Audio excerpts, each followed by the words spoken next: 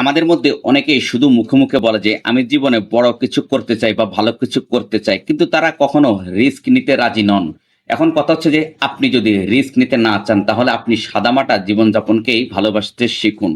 আর এই কথাটা বলার কারণ হলো, প্রত্যেক সফল মানুষের জীবনের পিছনে রয়েছে একটি সাহসী সিদ্ধান্ত। অনেকেই মনে করে রিস্ক মানে বিপদ, আসলে রিস্ক মানে কোনো বিপদ নয়। রিস্ক মানে হচ্ছে একটি নতুন সম্ভাবনার দরজা, আর আপনি যদি সেই দরজায় কড়া না নাড়েন তাহলে আপনি সারা জীবন একই ঘরের মধ্যে আটকে থাকবেন, যেখানে আপনি কিছু হারাবেনও না, আবার ঠিক একইভাবে কিছু পাবেনও না। আর যারা বলে আমি শুধু নিরাপদ থাকতে চাই, তাদের জীবনটাই ঠিক নিরাপদ কিন্তু সীমাবদ্ধ, যেখানে না আছে নতুনত্ব, না আছে উত্তেজনা, না আছে কোনো সাফল্যের স্বাদ।